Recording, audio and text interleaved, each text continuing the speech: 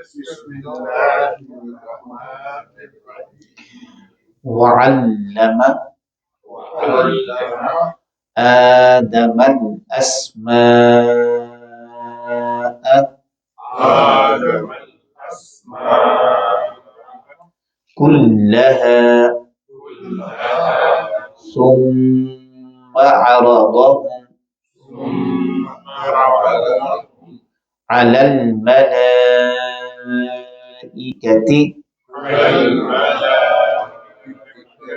فقال فقال أنبئوني. أنبئوني. نون ساکن یا تنوین کے بعد اگر حرف با ہو، نون ساکن یا تنوین کے بعد اگر حرف با ہو تو اسے اقلاب کہتے ہیں، یعنی وہاں پر نون ساکن کو میم سے بدل کر پڑھا جاتا ہے، جیسا کہ آپ اس لفظ میں دیکھ رہے ہیں نون ساکن کے اوپر میم لکھی ہوئی ہے، اور ساتھ میں غنہ کیا جاتا ہے، بیونی أنبئوني بأسماء بأسماء هؤلاء هؤلاء إن كنتم صادقين. إن كنتم صادقين. قالوا سبحانك قالوا سبحانك لا علم لنا لا علم لنا إلا ما علمتنا إلا ما علمتنا إنك أنت العليم الحكيم. إنك أنت العليم الحكيم. بحمد اللہ تعالیٰ کل ہم اس آیت مبارکہ کا تجوید و قرات کے ساتھ اور عربی گرامر کے ساتھ سبق پڑھ چکے ہیں۔ آج ہم اس آیت مبارکہ کے ترجمے پہ اور اس کی پھر تفسیر پر گفتگو کریں گے۔ وعلم اور سکھایا، وعلم سکھایا، یہ جو اس وزن پر آنے والے کلمات ہوتے ہیں، علم، فہم، نزل، اس کو کہتے ہیں باب تفعیل، باب تفعیل۔ فعل یفعل، فعل یفعل، یہ باب تفعیل کا صیغہ ہے، فعل یفعل تفعیلا۔ تو یہ تفعیل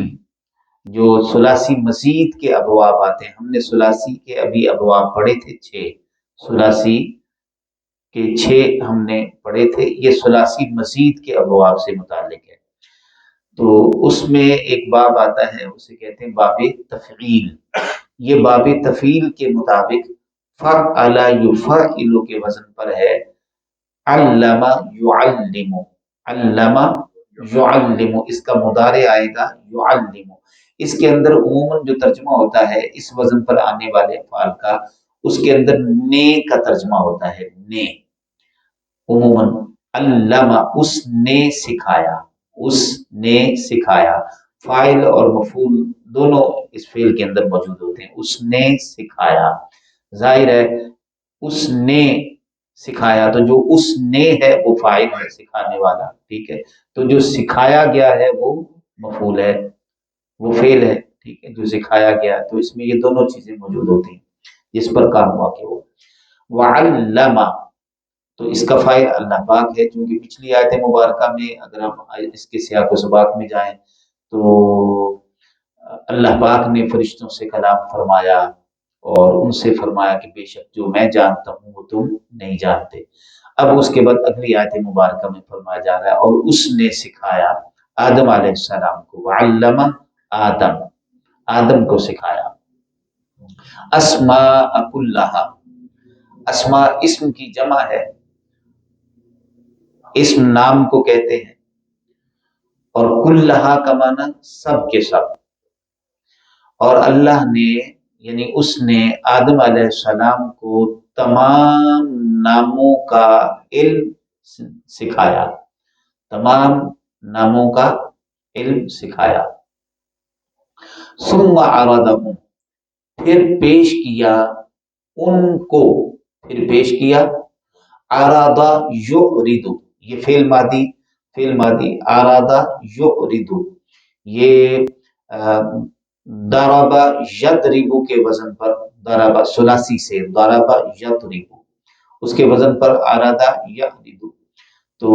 اس میں عرض یعرض میں پیش کرنے کا معنی ہے، پیش کرنا، عرض جس کو ہم عرضی ہم لفظ بولتے ہیں، عرض کرنا، تو عرض کا مطلب ہوتا ہے اپنی بات پیش کرنا۔ العارض لکھتے ہیں نا نیچے اپنی درخواست کے نیچے، العارض پیش کرنے والا، ٹھیک ہے، تو یہ پیش کرنے کے معنوں میں۔ ثم عرضهم علی الملائکہ، پھر پیش کیا ان کو کس کو؟ ان ناموں کو، ہم کی جو ضمیر ہے یہ ضمیر متصلہ، یہ اسماء کی طرف، اسماء کو انڈیکیٹ کر رہی ہے، ان ناموں کے علم کو پھر اللہ نے فرشتوں کے اوپر پیش کیا، علی الملائکہ، فرشتوں پر۔ فقال، اور فرمایا، پس فرمایا، انبئونی، مجھے خبر دو، بیان کرو، بتاؤ مجھے، خبر دو مجھے، بیان کرو۔ یہ لفظ نبا ان سے، نبا ان کا مطلب خبر ہوتا ہے، اس سے یہ فعل امر کا صیغہ ہے، انبئو مجھے بتاؤ، اور انبئو سب کے سب، سارے فرشتوں سے خطاب ہے، فرمایا سارے فرشتے مجھے بتاؤ۔ جی نبی بھی اسی لفظ سے، نبی کا معنی ہے خبر دینے والا، اس کی جمع ہے انبیاء، ٹھیک ہے، اس سے ہی لفظ ہے الانباء، یہ نیوز جب آپ لکھتے ہیں تو اس میں نیوز بھی آپ کہہ سکتے ہیں، اور الانباء خبریں، آپ اس کا ترجمہ الانباء خبریں بھی کریں، اس سے یہ لفظ ہے فعل امر کا، انبئو خبر دو، نی مجھے، یہ جو نی ہے، نی یہ ضمیر متصلہ، یا نا جو ہے تو آخر میں اس کے یا لگی ہوئی ہے، ضمیر متصلہ، مجھے خبر دو، بِأَسْمَاءِ هَؤُلَاءِ، ان سارے ناموں کی، ہؤلاء اس میں اشارہ قریب ہے، اس میں اشارہ قریب، ہؤلاء، ھذا، ھذانی، ہؤلاء، قریب کی چیز کی طرف اشارہ کرنا ہو تو اس کے لیے کہا جاتا ہے ھذا، دو چیزوں کی طرف اشارہ کرنا ہو قریب کی تو کہا جاتا ہے ھذانی، اور قریب کی بہت ساری چیزوں کی طرف اشارہ کرنا ہو تو پھر کہا جاتا ہے ہؤلاء، بِأَسْمَاءِ هَؤُلَاءِ، ان ناموں کی، یہ جو نام تم پر پیش کیے ہیں ان ناموں کی خبر دو، بیان کرو، ان کنتم صادقین، اگر تم سچے ہو، اگر تم سچے ہو۔ اب یہاں پہ ان کا جو سابقہ آیت میں بیان گزرا ہے بڑا تفصیلی فرشتوں کا، ہم نے بڑی تفصیل کے ساتھ اس کو بیان کیا، ڈسکس کیا، اس سے متعلق اللہ پاک فرما رہے ہیں کہ وہ جو تمہارا قول پیچھے گزرا پچھلی آیت ہے وہ سچا ہے اگر، تو پھر ہاں بھی اس آدم علیہ السلام کو آپ بنا رہے ہیں خلیفہ اور نائب مقرر کر رہے ہیں، اور اے اللہ تیرا خلیفہ اور تیرا نائب، اس کے اندر تو بڑی اعلیٰ صفات ہونی چاہیے، بڑے کمال درجے کی اس کے اندر جو ہے وہ اوصاف ہونے چاہیے، پاکیزہ ہونا چاہیے، پاکیزہ، اسپیشلی پاکیزہ، اور اس سے گناہ جو ہے وہ بالکل انجام نہ پانے والا ہو، اس سے فتنہ، فساد، گناہ سرزد نہ ہو، وہ تیرا خلیفہ ہو، تیری ذات پاک ہے، انہوں نے کہا تیری ذات پاک ہے، لہذا تیری ذات پاک ہے تو تیرا خلیفہ بھی پاک ہونا چاہیے، اور جسے تو خلیفہ بنا رہا ہے اس کے اندر تو فتنے اور فساد اور خون ریزیاں اور طرح طرح کے اس کے اندر جو ہے وہ فسادات ہیں، تو اللہ پاک نے اس کے جواب میں فرمایا جو میں جانتا ہوں وہ تم نہیں جانتے، بے شک جو میں جانتا ہوں وہ تم نہیں جانتے۔ اب اللہ پاک نے ان کے اس جواب کو اپنے پاس رکھ لیا، انہیں ڈانٹا نہیں، منع نہیں کیا، اب اللہ پاک نے ارشاد فرمایا کہ اگر تم اپنے اس قول میں سچے ہو کہ یہ خلیفہ کیوں بنایا جا رہا ہے، یعنی تمہاری جو حکمت تم جاننا چاہ رہے تھے کہ اس کے اندر وہ کون سا ایسا وصف ہے اور کون سا ایسا کمال ہے جس کے باعث اس کو مرتبہ خلافت پر فائز کیا جا رہا ہے، تو باری تعالیٰ سے یہ جو سوال ہے اس پر اب اللہ پاک فرما رہے ہیں کہ آؤ اب اس حکمت کو سمجھو، اب اس حکمت کو جانو۔ وہ حکمت یہ ہے کہ میں نے اسے علم میں فضیلت عطا کی ہے، علم میں اسے درجہ کمال عطا کیا ہے، اسے میں نے ساری کائنات کا ازل سے ابد تک ہر چیز کا علم عطا کر دیا ہے، اس کے نام بتا دیے ہیں، ان کے ناموں کے اوصاف بتا دیے ہیں، ہر چیز کی خاصیت بتا دی ہے، خوبی بتا دی ہے، خامی بتا دی ہے۔ تو جتنی بھی اشیاء آج سے لے کر قیامت تک پیدا ہونے والی ہیں یا ہو چکی ہیں، ان ساری چیزوں کا علم آدم علیہ السلام کو عطا کر دیا ہے، سکھا دیا ہے، اور یہ سارا علم یہ پڑا تمہارے سامنے۔ ثم عرضهم علی الملائکہ، یہ تمہارے سامنے بھی پیش کر دیا گیا ہے۔ سو اب تم پہلے اس علم کے متعلق بیان کرو، اب خطاب کرو اس علم پر، موضوع تمہارا علم ہے، جو علم میں نے آدم علیہ السلام کو دیا ہے، اس علم پر اب تم خطاب کرو، مجھے بتاؤ تم کیا سمجھے ہو۔ قالوا سبحانک لا علم لنا الا ما علمتنا، تو انہوں نے اللہ کی بارگاہ میں عرض کی، باری تعالیٰ تیری ذات پاک ہے، نقص سے، کمزوری سے، کوئی غلط فیصلہ کرنے سے تیری ذات پاک ہے، تو نے جو کچھ کیا اور کر رہا ہے وہ درست ہے، حق ہے۔ ہم نے جو کچھ کہا، ہمیں جو نظر آیا ہم نے بتا دیا، جو ہمارے دل میں خیال گزرا ہم نے کہہ دیا، باقی تیری ذات پر، تیری شان پر، تیرے فیصلے پر ہمیں کوئی اعتراض نہیں ہے، ہم نے کوئی شکایت یا اعتراض نہیں کیا، ہم نے تو جو ہماری سمجھ میں آئی ہے بات وہ تیرے سامنے پیش کر دی ہے، حکمت سے تو آگاہ ہے، وہ تیری شان ہے، اور جو تو فیصلہ فرمانے جا رہا وہ فیصلہ بھی حق اور درست ہے، یقیناً جسے تو اپنا خلیفہ اور نائب مقرر کرنے جا رہا ہے اس کے اندر اعلیٰ اوصاف اور کمالات تو ہوں گے، لیکن ہمارے علم کی بساط فقط اتنی ہے جو کچھ ہم کہہ سکیں، لہذا لا علم لنا الا ما علمتنا، ہمیں اتنا ہی علم ہے جتنا تو نے ہمیں سکھایا، مطلب کہ جو بات ہم نے کہی ہے، بتائی ہے، ذکر کی ہے، وہ تیرے سکھائے ہوئے سے بتائی ہے، اور ہمیں اتنا ہی پتا تھا، اس میں پانی، مٹی، ہوا اور آگ، ان کی خاصیتیں اور ان کی خصلتیں وہ ہماری نگاہوں کے سامنے۔ اب اس مٹی کے اندر میں اب آپ کی وضاحت کے لیے، آپ کی وضاحت کے لیے عرض کر رہا ہوں، اس مٹی کے اندر اگر گھٹیا پن ہے تو اس میں ایک خوبی بھی ہے، وہ خوبی کیا ہے؟ اس مٹی میں عاجزی بھی ہے، اس مٹی میں عاجزی بھی ہے، عاجزی ایک بڑا اعلیٰ وصف ہے، اگر اس کے اندر یہ جو گھٹیا عادتیں ہوتی ہیں، کنجوسی ہے، بخیلی ہے، حسد ہے، بغض ہے، یہ ساری اس مٹی کے گھٹیا پن سے آ رہی ہیں، لیکن اسی مٹی کے اندر جھک جانا، عاجزی اختیار کرنا، انکساری اختیار کرنا، خاموش ہو جانا، یہ بھی اسی مٹی کے وصف کے اندر شامل ہے، ٹھیک ہے؟ اسی مٹی کا سینہ آپ چیرتے ہو تو اسی مٹی سے بہت سارے آپ اجناس، بہت سارے آپ پھل اور پھول جو ہے وہ اسے اگا لیتے ہو، اسی مٹی کا سینہ آپ چیرتے ہو تو اس کے اوپر آپ بنیادیں رکھ کے بڑے بڑے محلات اور عمارتیں تیار کر لیتے ہو، اسی مٹی کے اوپر آپ چلتے ہو تو مٹی تو نہیں کہتی کہ تمہیں کہ میرے اوپر پاؤں رکھ کر نہ چلو، مٹی تو نہیں کہتی کہ میرے اوپر تم تھوکو نہیں، مٹی تو نہیں کہتی کہ میرا یہ حشر نشر نہ کرو، بلکہ مٹی جو ہے وہ بچھی ہوئی ہے، گویا اس کے اندر صفت عاجزی اور انکساری۔ تو فرشتوں کے سامنے جو پہلو تھا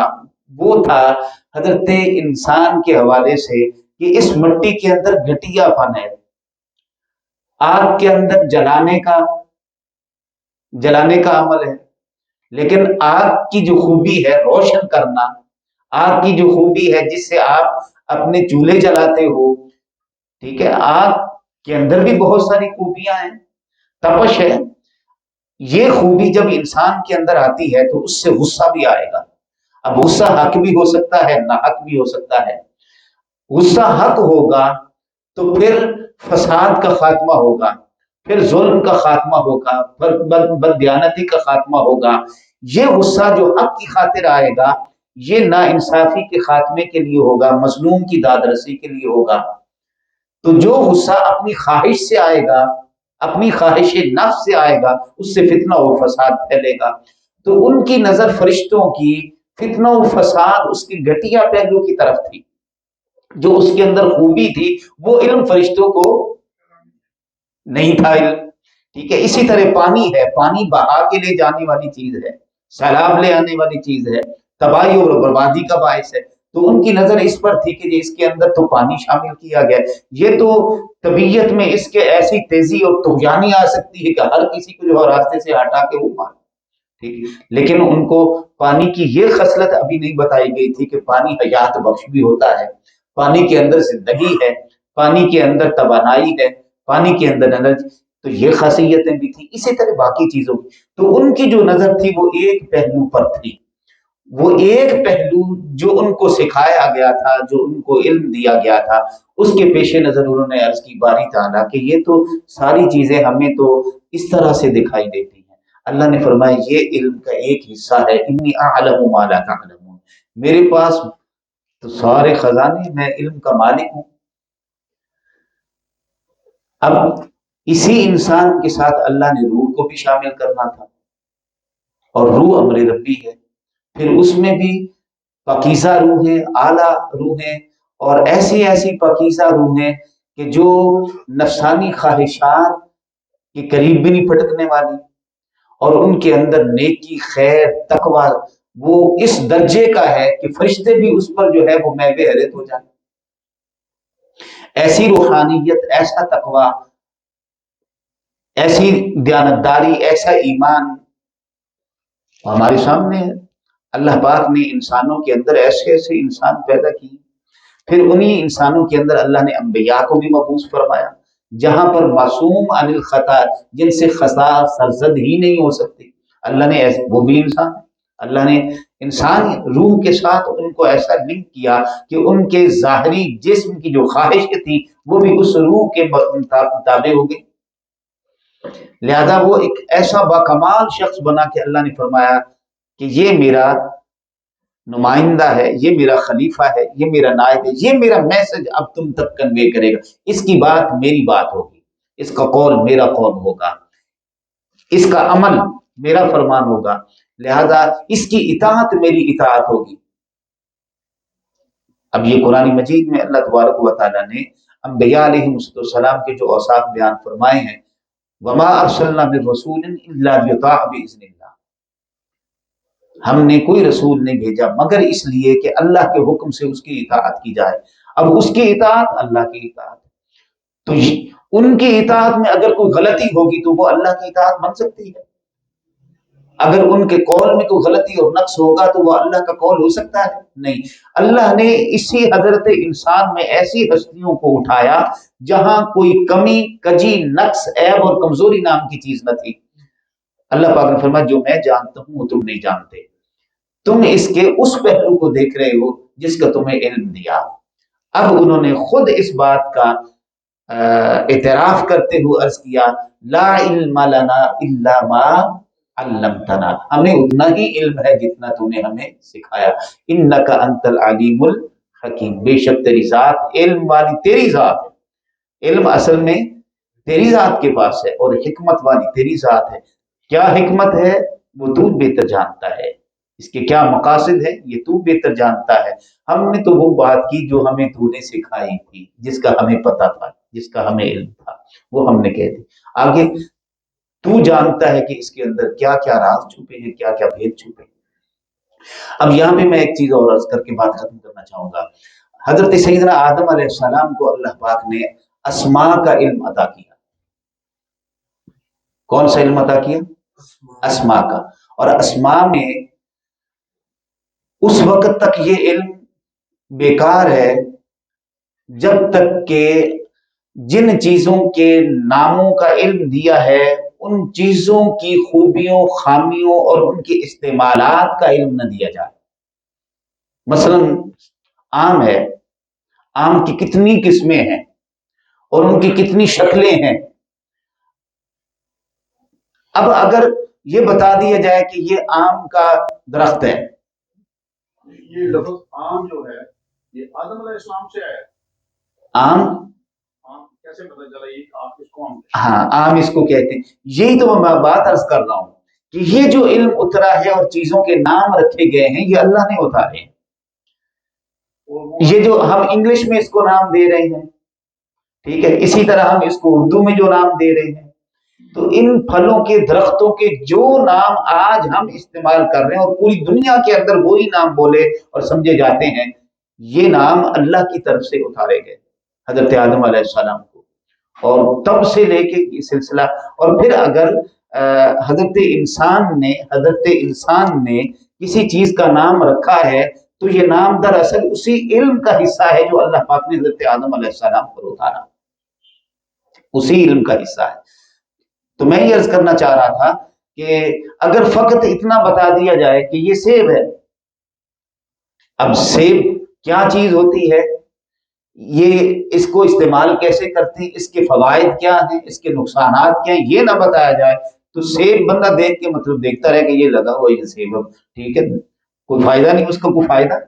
فائدہ تب ہوگا جب آگے اس سیب کے استعمال، اس کے فوائد وہ بھی بتا دیے جائیں۔ اسی طرح جتنی اشیاء ہیں، درخت ہیں، جمادات ہیں، نباتات ہیں، حیوانات ہیں، ہر چیز کا نام ہے، ہر چیز کا نام ہے۔ تو جتنے آپ حیوانات کے مطلب عالم کی بات کر لیں تو جو نام آج آپ جانتے ہو حیوانات کے، یہ وہ علم ہے جو اللہ نے اتارا۔ تو حضرت آدم علیہ السلام کے علم کا عالم، اب تھوڑا سا اندازہ کیجئے، کائنات شرق تا غرب، شمال تا جنوب، اور پھر فرش تا عرش، آسمان ہیں، زمینیں ہیں، مخلوقات ہیں، ان ساری آسمان و زمین کے اندر مخلوقات، جمادات، نباتات، ہر چیز کا نام یہ اللہ پاک نے حضرت آدم علیہ السلام کو سکھا دیا، ودیت کر دیا۔ سو وہ ہر چیز کو دیکھتے جاتے ہیں تو بتاتے جاتے ہیں کہ یہ فلاں چیز ہے، یہ فلاں چیز ہے، یہ فلاں چیز ہے، یہ فلاں چیز ہے۔ تو یہ حضرت آدم علیہ السلام کا علم، سارے اللہ کے اتارے ہوئے علم دیا گیا ہے۔ ایک چیز کے ایک نہیں ہزاروں نام، ہر لینگویج میں۔ اور اس سے آگے میں یہ عرض کرنا چاہوں گا، نہیں مجھے لطف آ رہا ہے آپ کی سوالات سے آگے بھی بات بڑھ رہی، لیکن میں جو جس طرف جانا چاہ رہا ہوں وہ یہ کہ یہ اب ازل تا ابد ہر چیز کے اسماء کا علم آ گیا۔ میرے مصطفیٰ کریم صلی اللہ علیہ وسلم کے علم کا عالم کیا ہوگا؟ بتائیے نا، تاجدار انبیاء صلی اللہ علیہ وسلم، یعنی 1,24,000 نبیوں اور رسولوں پہ اللہ نے جو علم اتارا ہے، اب ہر وصف میں اللہ نے حضور کو 1,24,000 سے اونچا کیا، 1,24,000 پر اتارے جانے والے کمالات اوصاف ان سب سے اونچا کیا ہے۔ تو آقا کریم صلی اللہ علیہ وآلہ وسلم کو علم پھر اللہ نے کس شان سے نوازا ہوگا؟ حضور کے علم مبارک، اس پر لوگ تانا زنی کرتے، کفار و مشرکین، منافقین، وہ کہتے کہ یہ نبی بات تو کرتے ہیں آسمانوں کی، بات تو کرتے ہیں یہ ازل کی، بات کرتے ہیں ابد کی، ہم ان کے پیچھے جھوٹی موٹی نماز پڑھ رہے ہیں اور جھوٹا موٹا کلمہ ان کا پڑھ رہے ہیں، ان پر ایمان ہی نہیں رکھتے، ہمارے بارے میں ان کو پتہ ہی نہیں ہے، تو ہماری خبر نہیں ہے، ہمیں مومن و مسلمان سمجھتے پھرتے ہیں اور باتیں بتاتے ہیں قیامت کی۔ تو یہ کوئی سچے نبی ہوئے؟ حضور نبی اکرم صلی اللہ علیہ وآلہ وسلم کو جب یہ بات پہنچی تو حضور منبر پر جلوہ افروز ہوئے، صحابہ رضوان اللہ علیہم اجمعین، جلیل القدر صحابہ سب جمع ہیں، میرے کریم آقا صلی اللہ علیہ وسلم نے اللہ کی حمد و ثنا کے بعد خطبہ شروع فرمایا، فجر سے لے کر ظہر تک مسلسل حضور نبی اکرم صلی اللہ علیہ وسلم نے خطبہ ارشاد فرمایا۔ ظہر کی اذان ہوئی، حضور ممبر سے نیچے تشریف لائے، نماز ظہر ادا فرمائی۔ ظہر کی نماز کے بعد پھر آپ ممبر پر جلوہ افروز ہو گئے اور آپ نے مسلسل خطاب فرمایا۔ عصر کی نماز ہو گئی، عصر کی نماز آپ صلی اللہ علیہ وسلم ممبر پر نیچے تشریف لائے، ادا فرمائی۔ پھر آپ صلی اللہ علیہ وسلم ادا فرمانے کے بعد پھر ممبر پر جلوہ افروز ہو گئے حتیٰ کہ مغرب کی اذان ہو گئی۔ کریم آقا صلی اللہ علیہ وسلم نے حضرت سیدنا فاروق اعظم فرماتے ہیں، کانا وما یکون، ما کانا وما یکون، جو کچھ ہو چکا تھا، جو ہونے والا تھا، جو کچھ ہو چکا تھا، جو ہونے والا تھا، سب کچھ حضور نبی اکرم صلی اللہ علیہ وسلم نے بیان فرما دیا، جس میں میں، آپ، ہم سب شامل ہیں۔ ہمارے نام، حلیے، خاندان، قبیلے تک کریم آقا صلی اللہ علیہ وسلم نے بیان فرما دیا۔ کون ایمان لائے گا، کون نہیں لائے گا، کون جنت میں جائے گا، کون دوزخ میں جائے گا، کس کس زمانے میں کیا کیا ہوگا، سب کچھ میرے کریم آقا صلی اللہ علیہ وسلم نے بیان فرما دیا۔ ایک شخص اٹھا اور اس نے کہا کہ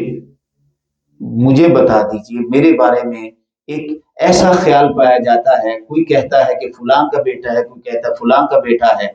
تو میرے بارے میں یہ ایک شک و شبہ پڑا رہتا ہے، تو بتائیے میرا والد کون ہے؟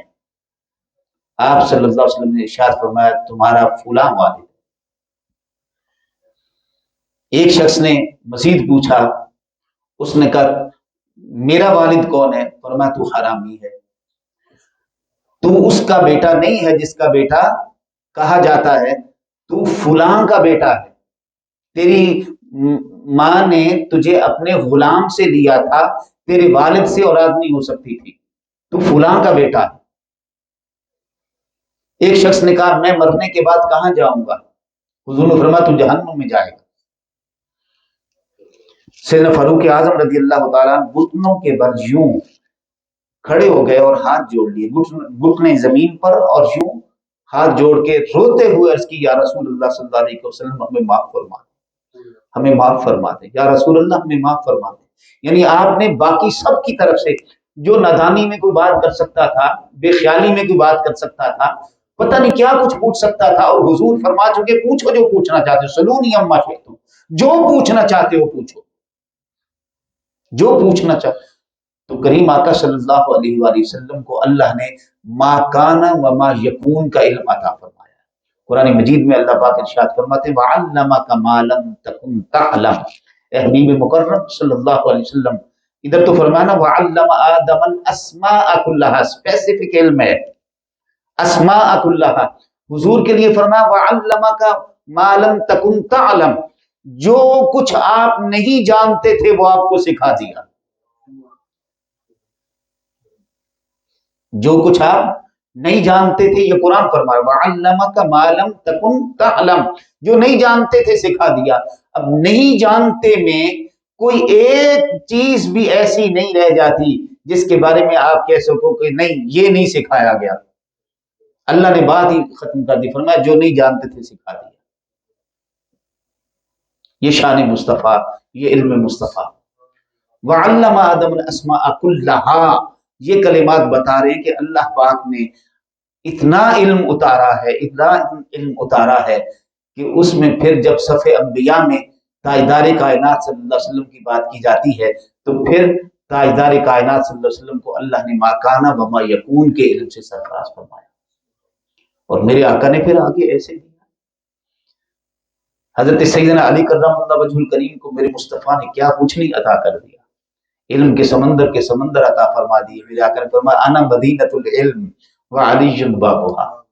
فرمایا میں علم کا شہر ہوں اور علی اس کا دروازہ ہے۔ یہ خطاب حضور نے فرمایا سلونی اما شئتم، اور دوسری ہستی حضرت سیدنا علی کرم اللہ وجہ الکریم کی ہے جنہوں نے یہ خطاب کیا سلونی اما شئتم، مجھ سے پوچھ لو جو پوچھنا چاہتے ہو، مجھ سے پوچھو قرآن مجید کی کون سی آیت کب کہاں کس وقت اتری اور اس کا شان نزول کیا ہے۔ اب قرآن مجید تو حضور نبی اکرم صلی اللہ علیہ وسلم پر اترتا، کبھی دن میں، کبھی رات میں، کبھی سفر میں، کبھی حضر میں، اور اس کا شان نزول حضور نبی اکرم صلی اللہ علیہ وآلہ وسلم جانتے ہیں۔ حضرت علی اعلان فرما رہے ہیں کہ مجھ سے پوچھو کون سی کتاب اللہ کی آیت کب کہاں اور کس مقام پر اتری اور اس کا شان نزول کیا ہے. یعنی علم اللہ نے حضور کے واسطے سے حضرت علی رضی اللہ تعالیٰ عنہ پر کھول دیا. آپ فرماتے ہیں لو ضاع لی بعیرو لو ضاع عقال بعیر فوجدت کتاب اللہ. آپ فرماتے ہیں کہ اگر اونٹ کی رسی گم ہو جائے تو میں وہ بھی تمہیں کتاب اللہ سے تلاش کر کے دوں گا. لو ضاع لی عقال بعیر فوجدت کتاب اللہ، وہ بھی میں تمہیں کتاب اللہ سے تلاش کر. اب اونٹ کی رسی کا گم ہو جانا ایک معمولی سا حادثہ ہے، اس کا قرآن مجید کے ساتھ کیا کنسرن، لیکن آپ فرما رہے ہیں کہ میں یہ بھی تمہیں قرآن مجید سے اس کا پتہ بتا دوں گا کہ اونٹ کی رسی کہاں گم ہوئی ہے، کیسے گم ہوئی ہے، کس نے چرائی ہے، یہ بھی میں قرآن سے بتا دوں گا. آپ اندازہ کر سکتے ہیں میرے مصطفیٰ کریم صلی اللہ علیہ وسلم نے ارشاد فرمایا القرآن مع علی وعلی مع القرآن، قرآن علی کے ساتھ ہے اور علی قرآن کے ساتھ ہے. لن یتفرقا حتی یرد علی الحوض، ان میں کبھی بھی جدائی نہیں آئے گی حتیٰ کہ یہ دونوں میرے پاس حوض کوثر پر اکٹھے آئیں گے. تو تاجدار کائنات صلی اللہ علیہ وسلم کے شیروں میں جہاں حضرت سیدنا علی کرم اللہ وجہ الکریم شیر خدا ہوں تو پھر علم کا عالم کیا ہوگا. تو وعلم آدم الاسماء کلہا سے پتہ چلا کہ اللہ پاک نے علم کی بہت ساری جہتیں، بہت ساری صورتیں عطا نازل فرمائیں اور فرشتوں پر فضیلت علم کی وجہ سے یہ بات ثابت کر دی کہ فرشتوں جو میں جانتا ہوں وہ تم نہیں جانتے، جو میں جانتا ہوں وہ تم نہیں جانتے. لہذا فضیلت آدم یہ ہے کہ وہ خلافت و نیابت کا مستحق ہے اس لیے کہ وہ تم سے زیادہ جانتا ہے، اور اس پر علم کہ میں نے خزانے کے خزانے جو ہیں وہ اتار دیے. وہی علم میں نے تمہارے سامنے بھی رکھا ہے لیکن وہ علم تم نہیں سنبھال سکے، وہ علم تم نہیں لے سکے، وہ تم نہیں حفظ کر سکے، وہ تم نہیں سمجھ سکے. وہی علم تمہارے سامنے بھی رکھا ہے لیکن یہ اللہ نے آدم علیہ السلام کو شعور کی وہ دولت اور نعمت عطا فرمائی ہے کہ وہ سارا علم آپ کی قلب و روح میں، آپ کے عقل و فہم کے اندر سما گیا. تو ایک فضیلت علم کی وجہ سے اللہ پاک نے فرمایا اب اگلی بات انی اعلم ما لا تعلمون، یہ تو ایک بات تمہیں بتائی ہے، یہ تو ایک شان کا ظہور ہوا ہے، حضرت انسان کی ایک شان کا ظہور ہوا ہے اور وہ تمہیں کمپیریٹیولی میں نے بتا دیا ہے کہ آدم اس لیے خلیفہ اور اس لیے نائب بنایا جا رہا. باقی ابھی تو بہت ساری پرتیں ہیں جو میں نے تمہارے سامنے کھولی نہیں. پھر ایک وہ ہستی بھی آئے گی کہ کسی کو میں نے پردے میں رکھ کے بات کی ہوگی، کسی کو میں نے زمین پہ کھڑے کر کے اس سے بات کی ہوگی، کوئی وہ ہستی ہوگی جس پر میں نے علم کے سارے دروازے کھول کر اسے قاب قوسین او ادنا پر بٹھا کر میں نے اپنے قرب خاص میں اسے نوازا.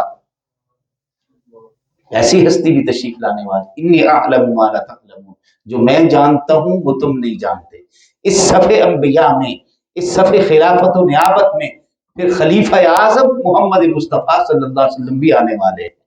انی اعلم ما لا تعلمون، جو بات میں جانتا ہوں وہ تم نہیں جانتے. ان کی روح مبارک کا سورج اس طرح سے چمکے گا کہ ساری کائنات اسی سے روشنی اور اسی سے کرنے لے گی. انی اعلم ما لا تعلمون، جو میں جانتا ہوں وہ تم نہیں جانتے. تو اللہ تبارک و تعالیٰ کی بارگاہ میں دعا کرتے ہیں اللہ جل مجدہ ہمیں قرآن مجید کو سمجھنے، سمجھانے، قبول کرنے کی توفیق مرحمت فرمائے. جزاکم اللہ. بسم اللہ الرحمن الرحیم الحمد للہ رب